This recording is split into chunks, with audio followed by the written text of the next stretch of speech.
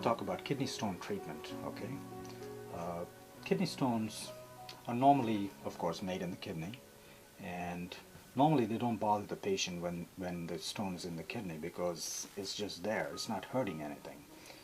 But it can grow from a very small size like that to something really big, which can occupy the whole kidney.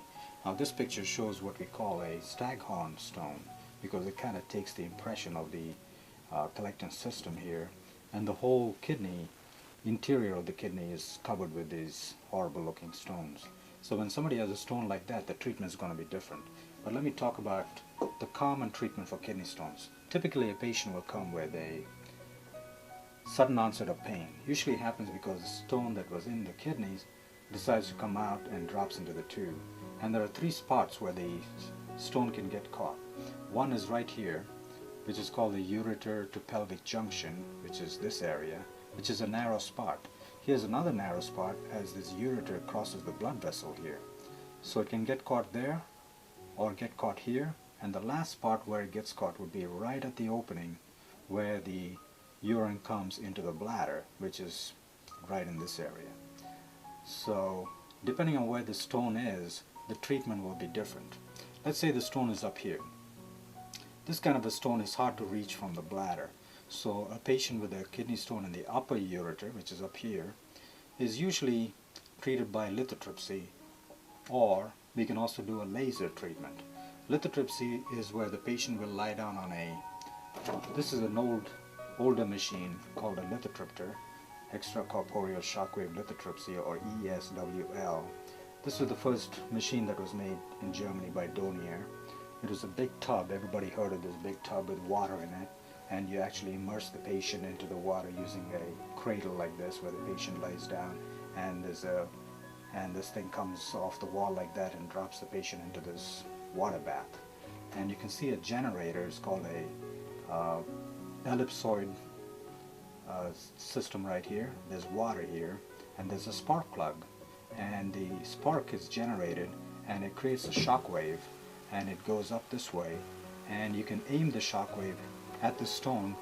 It could be a kidney stone, or it could be a ureter stone.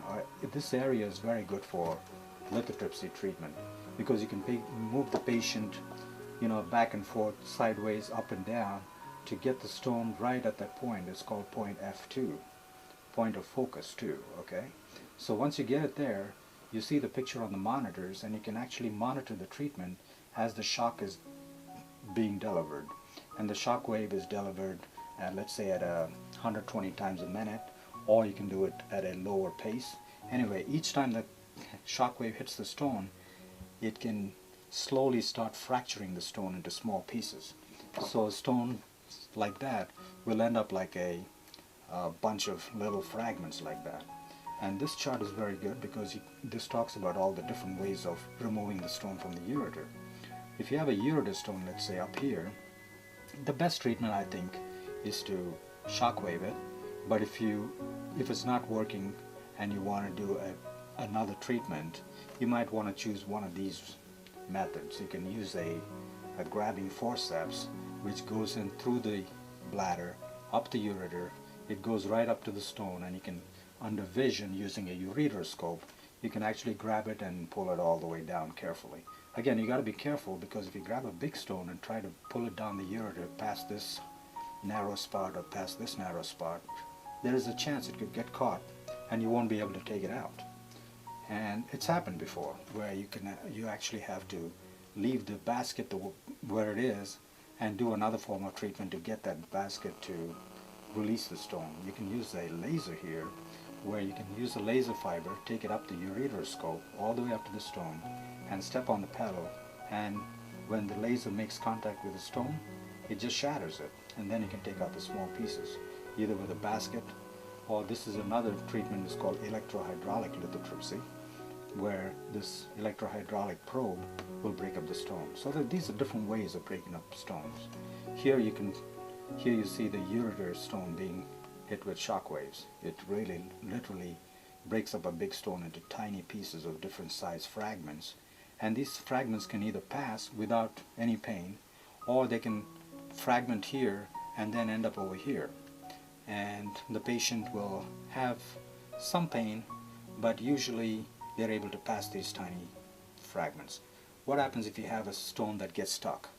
The smaller fragments may pass, but you may have a bigger fragment that'll get stuck, in which case you may have to go back in and use one of these methods to take it out.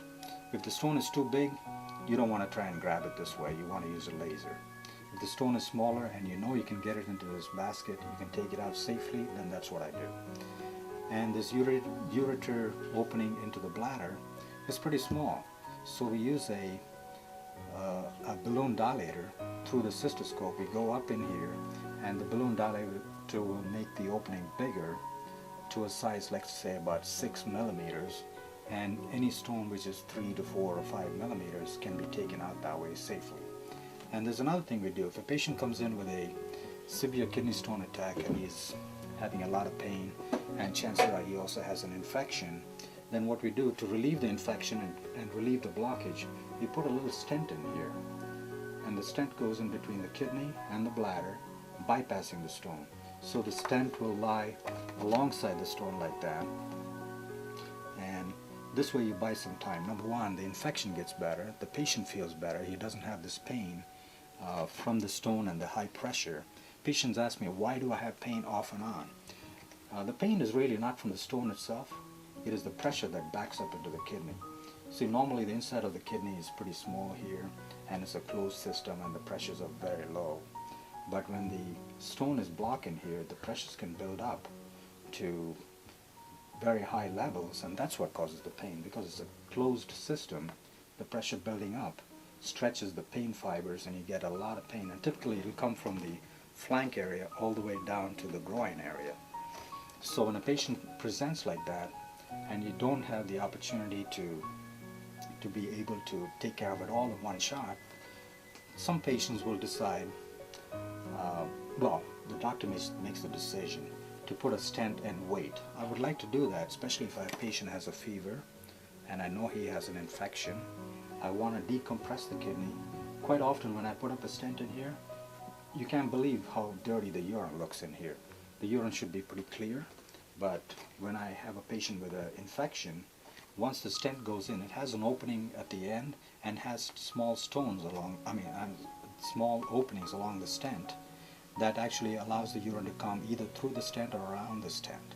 So once I put the stent up, sometimes it's amazing what kind of stuff comes out. It could be just pure pus. It could be looking like turbid urine, kind of like cloudy stuff coming from here down into the bladder. In which case I might leave a catheter here because I don't want that infection to come down here and stay in the bladder and still cause the patient pain and infection and all that. So I would decide to keep a catheter here so that the infection from here gets into the bladder and right away gets out of the bladder so that the patient can feel healthy again. I would usually keep them on antibiotics till the infection goes down and then bring him back to do a lithotripsy. Right now, the lithotripters we have do not use this water bath because they streamlined it now, so the patient just lies on a table and this water, instead of the water bath, there's a little bag of water, and it serves as a medium for the shock wave to go through. So that bag of water can be put under the patient and the shock wave can go from the outside through the medium of water into the body tissue and hit the stone and do that. Okay, so that's a quick rundown of kidney stones. So it can be up here, it can be down there, it can be down here, and we also sometimes have bladder stones here. In which case, if they're too big, then we use a laser fiber to break it up and take it out through the urethra. Sometimes the stones here are pretty small, so you can just use a grasping forceps. You can go through the urethra into the bladder, grab it and take it out. And stones that usually come out of the kidney land in the bladder, and the tubes get bigger from here down. So the problem is here, here, and here, but once it hits the bladder neck is bigger than the stone and the patient will pass the stone. Recently I saw a patient where he had stones here and it got stuck in the urethra and he couldn't pee. The tube was clogged, so we had to manipulate the stone and take it out of his urethra. And again, to tell you the anatomy, that's the kidney. This is called the ureter, U-R-E-T-E-R. That's the bladder, and here's the urethra, U-R-E-T-H-R-A. And that is the blood vessel called the aorta. That's the inferior vena cava. This supplies blood to the body's parts, you know, inside the belly, this area, and it splits down into two and then goes down each leg to supply blood supply to the extremities, lower extremities. And this is the big vein that takes blood out of the lower extremities and pumps it up, or takes it back to the heart up here to be cleaned up, and then it comes back through here.